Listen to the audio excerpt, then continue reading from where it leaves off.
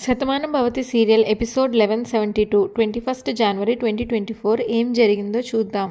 కార్తిక్ ఇంట్లో అటు ఇటు తిరుగుతూ ఉంటాడు.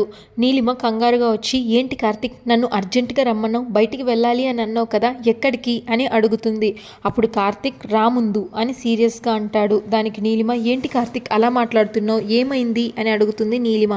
దానికి కార్తిక్, ఇదిగో నీతో మాట్లాడడానికి అందరూ ఎదురు చూస్తున్నారు, రా అని హాల్లోకి తీసుకెళ్తాడు. అప్పుడు నీలిమ, ఏంటంటీ ఏమైంది అని అడుగుతుంది. దానికి బామ్మ, చేసిందంతా చేసి ఇప్పుడు ఏమైంది అని అడుగుతావేంటే అని అంటుంది. ఏంటి బామ్మ, నేనేం చేశాను అని అంటుంది నీలిమ. అప్పుడు వాసుదేవరావు, నువ్వేమీ చెప్పకు, మాకంతా తెలుసు అని సీరియస్గా అంటాడు. నీలిమ, అసలు ఏం జరిగింది నాన్న అని అడిగితే, మనోహర్, నీకు తెలియకుండా ఇదంతా జరుగుతుందా, ఏం చేశామని ఏం తెలియనట్టు అడుగుతున్నావు అని అంటాడు. అందరూ నీలిమ వంక సీరియస్గా చూస్తారు. అప్పుడు నీలిమ కళ్ళల్లో నీళ్లు తిరుగుతూ, నిజంగా నాకేం తెలీదు, ఏం జరిగిందో మీ అందరూ చెప్పండి అని అంటుంది. నా తప్పు ఉంటే నేను సరిదిద్దుకుంటాను అని నీలిమ అంటే, దానికి పార్దు, లేదు నీలిమ, నువ్వెప్పటికీ సరిదిద్దుకోలేవు, అందుకే నేను చేయాల్సింది నేను చేశాను అని అంటాడు. అప్పుడు చాందిని, ఇంకా చాలా ఆపండి, మీ మాటలకి నీలిమ ఎలా భయపడుతుందో చూడండి అని అంటే, ఊర్మిళ కోపంగా, చాందిని నువ్వు ఆపు, నీలిమ ఆ ల్యాప్టాప్ ఓపెన్ చేయి అని అంటుంది. ఏంటో అంటే అసలు ఏం జరిగింది అని నీలిమ అడిగితే, చెప్తాను కదా, ముందు ఆ ల్యాప్టాప్ ఓపెన్ చేసి అందులో ఏముందో చూడు అని ఊర్మిళ అంటుంది. నీలిమ ఆ ల్యాప్టాప్ ఓపెన్ చేయగానే స్క్రీన్లో కార్తిక్ నీలిమ శుభలేఖ రాసి ఉంటుంది. అప్పుడు అందరూ నవ్వుతారు ఒక్కసారిగా. కంగ్రాట్స్ తల్లి అని అంటాడు వాసు. నీలిమ ఏడుస్తుంది. అప్పుడు దానికి బామ్మ, ఇన్నాళ్ళు పెళ్లి జరగలేదని ఏడ్చావు, ఇప్పుడు నీ పెళ్లి శుభలేఖ చూసి ఏడుస్తున్నావేంటి అని అడుగుతుంది. ఇందులో నీకు నచ్చిన డిజైన్ చెప్తే మేము నీ శుభలేఖ ప్రింట్కి ఇస్తాము అని అంటుంది బామ్మ. వాసు, పిచ్చి తల్లి, ఆడపిల్ల కదమ్మా, కళ్యాణ గడి వస్తే మొహంలో కలొస్తుంది, అదే శుభలేఖను చూసినప్పుడు కళ్ళల్లో నుంచి ఆనందంతో కూడిన కన్నీళ్ళు వస్తాయి, అదే అంతే కదా తల్లి అని అంటాడు. నీలిమ అంతే అన్నట్టు తలూపుతుంది.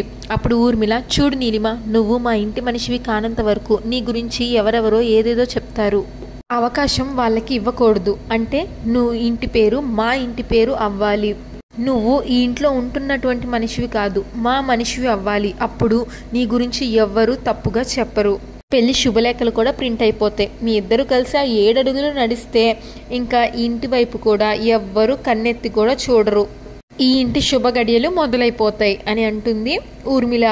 మీ ఇద్దరి జీవితంలో కొత్త సంతోషం మొదలవుతుంది అన్న నమ్మకం నాకుంది అని ఊర్మిళ అంటే, చాందిని, ఏంటి నీలిమ, మేమందరం ఇంత సంతోషంగా మాట్లాడుతుంటే నువ్వేమో అలా డల్గా చూస్తున్నావు అని అంటుంది. వాసుదేవరావు, ఏమైందిరా, నువ్వేంటో ఈ ఇంట్లో అందరం అర్థం చేసుకున్నాం, నీ గురించి ఇక మీదట ఎవ్వరూ అపార్థం చేసుకోరు, ఊర్లో జరిగిన విషయాలు అక్కడితో మర్చిపోదాం, మా కార్తిక్కి ప్రాణం పోసిన మనిషివి నువ్వు, ఇప్పుడే కాదు ఇంకెప్పుడు నువ్వు ఆనందంగా ఉండాలి, అలాంటిది నువ్వు బాధగా ఉండడం మాకు బాధగా ఉందమ్మా అని వాసు అంటాడు.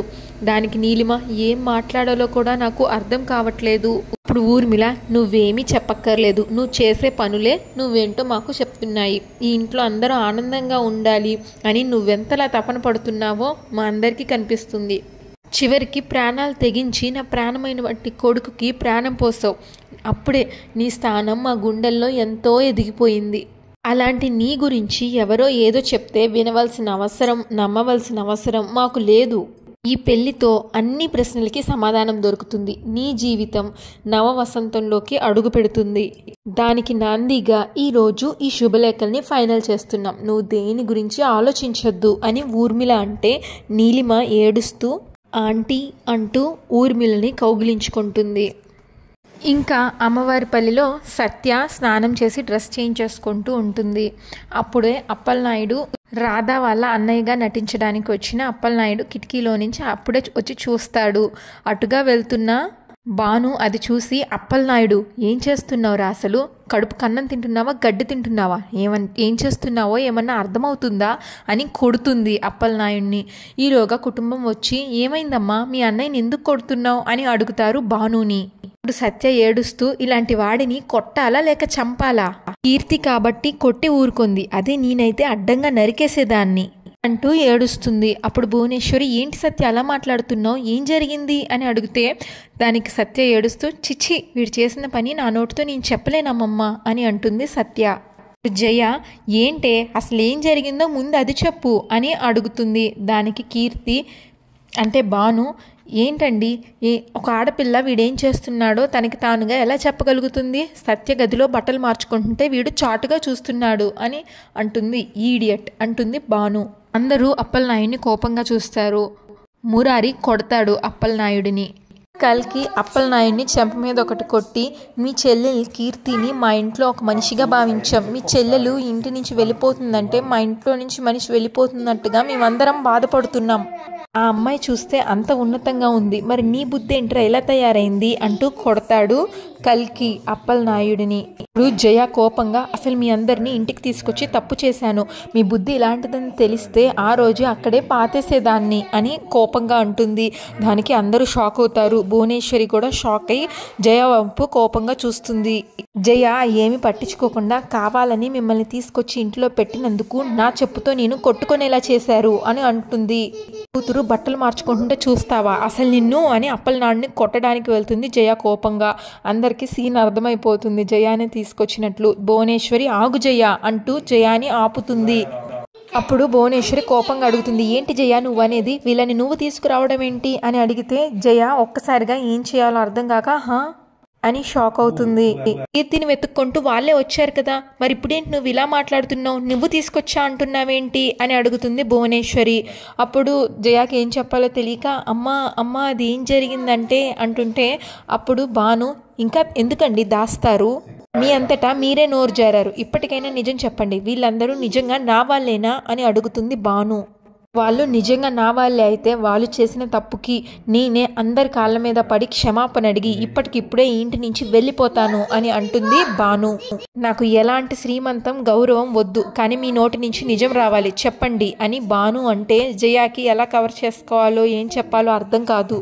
కల్కి కోపంగా, ఏంటి జయ అత్తయ్య అడుగుతుంటే సమాధానం చెప్పవేంటి, ఆ అమ్మాయి నిన్ను అంతలా నిలదీస్తుంటే నువ్వేంటి మౌనంగా ఉండిపోయావు అని అడుగుతాడు జయాని కల్కి. మురారి, చూడక్క, మనందరం ఎప్పుడూ ఒకటే అనుకున్నాము, మనందరం ఒకటే కింద ఎంతో గౌరవంగా బ్రతుకుతున్నాం, కానీ ఈరోజు నీ మాటల్లో చేతల్లో తేడా కనిపిస్తుంది, చెప్పక్క, నిజం చెప్పక్క. వీళ్ళని నువ్వు తీసుకురావడం ఏంటి, అసలు ఏం జరిగింది అంటే వీళ్ళు రాధ పేరెంట్స్ కాదా, అసలు తను కీర్తియా లేక నా రాధనా, చెప్పక్క, నిజం చెప్పక్క అని అంటాడు మురారి. తనేమో భయంగా చూస్తుంది జయ. చెప్పక్క అని గట్టిగా అరుస్తాడు మురారి. అప్పుడు ఇంకా జయ చేసేదేం లేక, అవును తను రాధే, కీర్తి కాదు అని అంటుంది. తనని ఈ ఇంట్లో నుంచి పంపించడానికి నేనే వీళ్ళని తీసుకొచ్చాను అని చెప్పేస్తుంది జయ. ఇలా నాటకం ఆడమని వీళ్ళకి నేనే చెప్పాను అని అంటుంది. వీళ్ళని ఇంటికి నేనే తీసుకొని వచ్చాను, రాధని తీసుకొని వెళ్ళిపోతారు అని అనుకున్నాను, కానీ అమ్మ ఏమో శ్రీమంతం అంటూ ఆపింది. చివరికి ఈ వెధవ నా కూతురి విషయంలో అలా ప్రవర్తించాడు. వినంగానే భువనేశ్వరి జయ చెంప పగలగొడుతుంది. భువనేశ్వరి కోపంగా జయతో ఇలా అంటుంది, నీలాంటిది నా కడుపున పుట్టిందంటే నాకే చాలా నీచంగా అనిపిస్తుంది. ఈ ఇంటి ఆడపిల్ల ఇంత నీచానికి దిగజారింది అంటే వినడానికి చాలా అసహ్యంగా అనిపిస్తుంది. రాధ ఏం చేసిందే, తను నీకేం ద్రోహం చేసిందని తనని నువ్వు ఇంటి నుంచి పంపించాలనుకున్నావు? ఒక ఆడపిల్లని ఎవరో పరాయి వాళ్ళకి అప్పగించాలని నీకెందుకు అనిపించింది? మురారి, రాధ గురించి నువ్వంత ద్రోహం తలపెట్టినా తను మాత్రం అదేమి మనసులో పెట్టుకోకుండా నీ కూతురు గురించి ఆలోచించింది, అది రాధంటే అని అంటాడు. ఇప్పుడు కల్కి, చూడు జయ, నీ మెడలో తాళి కట్టిన క్షణం నుంచి ఈ ఇంటి గౌరవం నిలబడాలని ప్రతి క్షణం పాటుపడుతూనే ఉన్నాను. రాధ ఈ ఇంటికి వచ్చినప్పటి నుంచి తనలో ఈ ఇంటి గౌరవం కాపాడాలి అన్న తపన చూసి, తనలోని ఆ మంచితనం చూసి తనని నా సొంత చెల్లెల కంటే ఎక్కువగా అభిమానించాను. అలాంటి అమ్మాయి మీద కోపాన్ని పెంచుకోవడం తప్పు అని నిన్ను వారించాను, కానీ ఈరోజు ఆ అమ్మాయి మీద నువ్వు ఇంతకు తెగించావు అంటే నిన్ను ఏమనాలో ఏం తిట్టాలో కూడా నాకు అర్థం కావట్లేదు అని కల్కి అంటాడు. భువనేశ్వరి కోపంగా జయతో, మర్యాదగా చెప్పు, అసలు ఎందుకు చేసావు ఈ పని, ఏ స్వార్థంతో చేసావు, నిజం చెప్పు, నువ్వు నిజం చెప్పకపోతే కూతురని కూడా చూడను, తీర్పు వేరేలాగా ఉంటుంది అంటూ గట్టిగా అరుస్తుంది జయ మీద. ఇప్పుడు సత్య, అది కాదమ్మమ్మ, అసలు అమ్మ అది అని అంటుంటే భువనేశ్వరి, నువ్వు మాట్లాడుకు, నాకు సమాధానం మీ అమ్మ చెప్పాలి అంటూ కోపంగా అంటుంది. దానికి జయ, చెప్తానమ్మా, నిజమే చెప్తాను, ఈ ఇంటి గౌరవ మర్యాదల గురించి ఆలోచించాను కాబట్టే ఇలా చేశానమ్మా. మీ అందరూ రాధ మీద అభిమానాన్ని పెంచుకుంటున్నారు. తమ్ముడేమో తనని ఎలాగైనా సరే ఇక్కడే ఉంచేయాలి అని అనుకుంటున్నాడు. నువ్వు కూడా రాధ గురించి ఎంతో గొప్పగా ఆలోచిస్తున్నావు. రాధ ఎప్పటికీ ఇక్కడే ఉండిపోతుంది. రేపు తమ్ముడు తన మెడలో తాళి కట్టినా కూడా ఆశ్చర్యం లేదు. అందుకే ఈ ఇంటి మర్యాదని కాపాడడం కోసం రాధని ఇక్కడి నుంచి ఎలాగైనా సరే పంపించాలి అని నాటకాలు ఆడే వాళ్ళని తీసుకొచ్చాను. తన తల్లిదండ్రులుగా నటించి తనని ఇక్కడి నుంచి తీసుకెళ్ళిపోమని చెప్పాను అని జయ అంటుంది. అప్పుడు మురారి, ఒకవేళ నేను తనని పెళ్లి చేసుకుంటే నీకొచ్చే నష్టమేంటక్కా అని అడుగుతాడు. నేను ప్రేమించిన మనిషిని పెళ్లి చేసుకోవాలి అని అనుకోవడంలో తప్పేముంది అని మురారి అంటే జయ ముమ్మాటికి తప్పే. నువ్వు రాధని ప్రేమిస్తే అమ్మతో సహా అందరం స్వాగతించాం. మీ ఇద్దరికి పెళ్లి చేయాలి అనుకున్నాం. కానీ రాధ మధ్యలో ఎక్కడికో వెళ్ళిపోయింది. తిరిగి మతిలేని స్థితిలో వచ్చింది. ఉట్టిగా వచ్చిందా, గర్భవతిగా వచ్చింది. ఎవరో రూపానికి ప్రతిరూపాన్ని తన కడుపులో మోస్తుంది. ఈ ఇంటి రక్తం కాని బిడ్డకి తను ప్రాణం పోయిపోతుంది. అలాంటి మనిషికి నువ్వు తాళి కడితే ఆ కడుపులో పుట్టిన బిడ్డకు నువ్వు తండ్రి అవుతావురా. ఒక పరాయి మనిషి నా పుట్టింటికి వారసుడిగా పెరగడం నాకు ఇష్టం లేదు. నా తండ్రన్నా, ఈ ఇల్లన్నా, ఈ ఊరన్నా నాకు ఎంతో గౌరవం ఉంది. అలాంటి ఇంట్లోకి అడ్రస్ లేని ఒక వ్యక్తి బిడ్డ ఈ ఇంట్లోకి రావడం, ఈ ఇంటి వారసుడిగా పెరగడం నాకు ఇష్టం లేదు. అందుకే నా పుట్టింటి గౌరవం గురించి ఆలోచించి ఇదంతా చేశాను అని అంటుంది జయ. చాలే నోర్మి, గౌరవం గురించి ఆలోచించిన ఏ మనిషి చేయవలసిన పని కాదు ఇది. రాధని ఇంట్లో నుంచి పంపించేయాలి అని నిర్ణయించుకుంటే నువ్వు నాతో మాట్లాడాలి. నీ విషయం వచ్చి నాకు చెప్పాలి. అంతేగాని ఎవరో పరాయి వ్యక్తులకి తనని అప్పగించాలని చూస్తావా? ఇది ముమ్మాటికి నేరం, క్షమించరాని నేరం. ఇంకా ఆ ధీరజ్జును వాళ్ళ భాను అమ్మగా నటించడానికి వచ్చిన ఆవిడ, నా కొడుకు తప్పు చేశాడు, క్షమించండి అమ్మా. మీరు ఒక తల్లే కదా, కొడుకు ప్రేమ ఎలా ఉంటుందో మీకు తెలుసు. నా కొడుకు చేసింది తప్పే, క్షమించండి అమ్మా అంటూ దండం పెడతారు భువనేశ్వరికి. అప్పుడు భువనేశ్వరి కోపంగా, మీకు 5 నిమిషాలు సమయం ఇస్తున్నాను. మీ సామానం తీసుకొని ఈ ఊరి పొలిమేర దాటి వెళ్ళిపోండి. ఇంకెప్పుడైనా ఈ ఊరిలో కనిపించారంటే మీరు ప్రాణాలతో మాత్రం మిగలరు అంటుంది కోపంగా. అప్పుడు ధీరజ్జు వాళ్ళ ఆవిడ, ఆ మాట చాలమ్మా, మీరు దేవత అని చెప్పడానికి ఇంతకంటే నిదర్శనం వేరొకటి లేదు.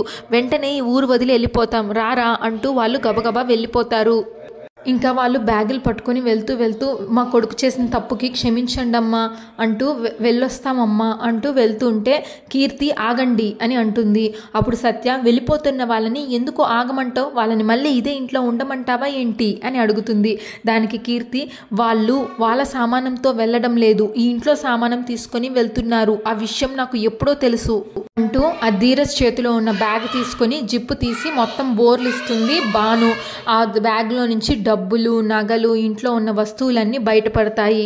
పట్టు చీరలు, నగలు, వెండి వస్తువులు, డబ్బులు అన్నీ బయటపడతాయి ఆ బ్యాగ్లో నుంచి. అది చూసి ఇంట్లో అందరూ షాక్ అవుతారు. ఆ ధీరజ్ వాళ్ళు తలదించుకుంటారు. అప్పుడు మురారి, అన్నం పెట్టిన ఇంట్లోనే దొంగతనం చేయాలని చూసిన మిమ్మల్ని మామూలుగా వదలకూడదు. కాళ్ళు చేతులు విరిచి కొరడాతో కొట్టాలి. సత్య, ఆ కొరడా తీసుకునిరా అని అంటాడు. భువనేశ్వరి, కిట్టయ్య, వాళ్ళ బుద్ధి ఏంటో తెలిసింది కదా, వాళ్ళని వదిలేయి అని అంటుంది. అప్పుడు భాను, నేనెప్పుడో చెప్పానండి వీళ్ళు ఇలాంటి వాళ్ళని, కానీ అప్పుడు నా మాట ఎవరూ వినలేదు. నేనేంటో నాకే తెలియని దాన్ని నా వాళ్ళ గురించి తప్పు చెప్పాను అని అందరూ నన్నే అంటారు. ఒకవేళ నిజంగా నేను వాళ్ళతో వెళ్లాల్సిన పరిస్థితే వచ్చినా ఈ సామానంతా మీకు అప్పగించే వెళ్దాము అని అనుకున్నాను. ఈ మాట నేను ముందే చెప్పినా నీ వాళ్ళని నువ్వే దొంగలు చేసావని అందరూ నన్ను నిందిస్తారు అంటూ జయ వైపు చూస్తూ, అందుకే వీళ్ళ నిజస్వరూపం బయటకు వచ్చేంత వరకు నేను మౌనంగా ఉన్నాను అంటుంది భాను. ఇప్పుడు భువనేశ్వరి, మీకు ఇచ్చిన సమయంలో 2 నిమిషాలు గడిచిపోయి ఇంకా మీరు ఇక్కడే ఉన్నారంటే అంటూ కోపంగా చూస్తే, అప్పుడు ధీరజ్ వాళ్ళు, లేదమ్మగారు, మీ అనుమతి కోసం ఎదురు చూస్తున్నాం, మేము ఇప్పుడే ఇక్కడి నుంచి వెళ్ళిపోతాం అంటూ ఆ బ్యాగ్ తీసుకొని వెళ్ళిపోతారు. అప్పుడు భువనేశ్వరి, ఈ రాధ వల్లే ఈ ఊరి పరువు నిలబడింది. నా కొడుకు మీద పడిన నింద తొలగిపోయింది. ఇప్పుడు ఈ రాధ వల్లే ఈ ఇంటి ఆడపిల్ల గౌరవం నిలబడింది. అలాంటి రాధని ఇంకెక్కడికి పంపించే ఉద్దేశం నాకు లేదు. ఆ రోజు నేను ఇచ్చిన తీర్పుని ఈ రోజు నేను వెనక్కి తీసుకుంటున్నాను అంటుంది భువనేశ్వరి. జయ షాక్ అవుతుంది. రాధ డెలివరీ అయినా కూడా తను ఇక్కడే ఉంటుంది, ఎప్పటికీ ఇక్కడే ఉంటుంది. తనకి గతం గుర్తొచ్చినా గుర్తు రాకపోయినా సరే నా ఇంటి మనిషిగా రాధ ఇక్కడే ఉంటుంది. అంటూ జయ వైపు కోపంగా చూస్తూ సత్య జ్యోతిని పిలిపించి ఇవన్నీ తీయించు అంటూ ఆ బ్యాగ్లో నుంచి పడిపోయిన డబ్బులు నగలు వైపు చూపించి ఇంకా వెళ్ళిపోతుంది భువనేశ్వరి. అలాగే అమ్మమ్మ అంటుంది సత్య. ఇంకా నీలిమ ఇంట్లో పక్కకి నుంచొని అలా డల్గా ఆలోచిస్తూ ఉంటుంది. ఈలోగా చాందిని పార్దు అక్కడికి వస్తారు. చాందిని ఏంటి నీలిమ పెళ్ళయ్యాక ఎక్కడికి వెళ్ళాలి అని అంతలా ఆలోచిస్తున్నావు అని అంటే నేను ఎక్కడికైనా వెళ్తాను అని నీకెందుకు అనిపించింది అంటుంది నీలిమ చాందినితో. అప్పుడు పార్దు చూసావా చాందిని నేను ముందే చెప్పాను ఇప్పటికైనా ఒప్పుకో నేను కరెక్ట్గా ఆలోచిస్తాను అని అంటాడు పార్దు. దానికి చాందిని పెద్ద గొప్పే నీ చెల్లి కాబట్టి నువ్వు ఊహించో కానీ నీలిమ ఏంటో నేను ఊహించలేకపోయాను అందుకే అలా అనుకున్నాను. అప్పుడు నీలిమ అసలు మీ ఇద్దరు ఏమనుకున్నారు ముందు నాకు అది చెప్పండి అని అడిగితే దానికి చాందిని ఏం లేదు నీలిమ అన్నయ్యతో పెళ్లి జరిగిన తర్వాత అన్నయ్యని తీసుకొని నువ్వు ఫారెన్ వెళ్ళిపోతావు అని నేను అన్నాను. లేదు మీ ఇద్దరు ఇక్కడే ఉంటారు అని పార్దు అన్నాడు. అసలు నువ్వేమనుకుంటున్నావు ముందు అది చెప్పు అని అడుగుతుంది చాందిని. ఈలోగా బామ్మ వచ్చి అదెక్కడికి వెళ్తుంది అది ఇంట్లోనే ఉంటుంది. ఎన్నోసార్లు మనం ఇంటి నుంచి వెళ్ళిపోమంటేనే అది వెళ్ళలేదు ఇప్పుడు పెళ్ళయ్యాక బయటికి వెళ్తుందా ఏంటి నీలిమ అని అడుగుతుంది బామ్మ.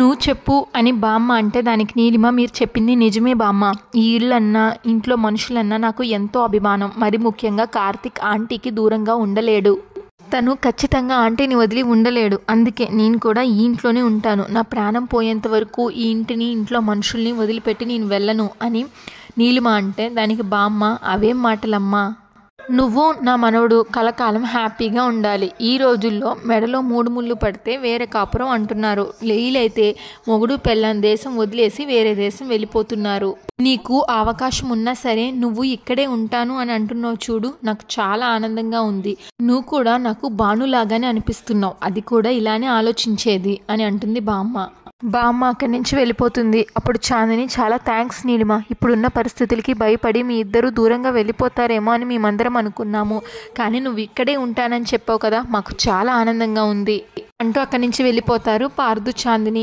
అప్పుడు నీలిమ తన మనసులో ముందు మా పెళ్లి జరగాలి కదా అజయ్ ఉండగా ఈ శుభకార్యం జరుగుతుంది అన్న నమ్మకం అయితే నాకు లేదు అజయ్ మాట తీరు ప్రవర్తన మొత్తం నన్ను ఇబ్బంది పెట్టేలాగే ఉంది అజయ్ చేస్తున్న ప్రయత్నంలో తను గెలుస్తాడేమో అని నాకు భయంగా ఉంది ఈ పెళ్లి ఎలా జరుగుతుంది అంటూ బాధపడుతుంది నీలిమ తనలో మనసులో ఇలా అనుకుంటూ. అంతటితో ఎపిసోడ్ పూర్తయిపోతుంది. ఇంకా నెక్స్ట్ ఎపిసోడ్ ప్రోమోలో భువనేశ్వరి బానుతో ఇలా అంటుంది ఏదో మాట్లాడాలి అన్నావు నువ్వు మౌనంగా నిలబడిపోయావు ఏంటి సంగతి అని అడుగుతుంది బానుని. దానికి బాను ఈ ఇంటి మంచి కోరుకునే మనిషిగా మీకు ఒక విషయం చెప్పాలని వచ్చాను భువనేశ్వరి ఈ ఇంటి మంచి ఊరు మంచి కోరుకునే దానివి నీ మాట నేను ఎందుకు కాదంటాను ఏంటో చెప్పు అని అడుగుతుంది. దానికి బాను మురారి గారికి మీ మనవరాలు సత్యకి పెళ్లి చేస్తే ఈ ఇల్లు బాగుంటుందని నేను నమ్ముతున్నాను అని అంటుంది. ఇదంతా జయ పక్క నుంచి వింటుంది. ఈ మాటే మీతో చెప్పాలనుకున్నాను అని బాను అంటుంది. ఓ పక్క నుంచి జయ చాలా కంగారుగా చూస్తుంది భువనేశ్వరి ఏమంటుందా అని. భువనేశ్వరి షాకింగ్గా చూస్తుంది బాను వైపు. అంతటితో promo పూర్తయిపోతుంది. Shatamanam Bhavati serial regular update కోసం మా ఛానల్ని సబ్స్క్రైబ్ చేసుకోండి. Thanks for watching.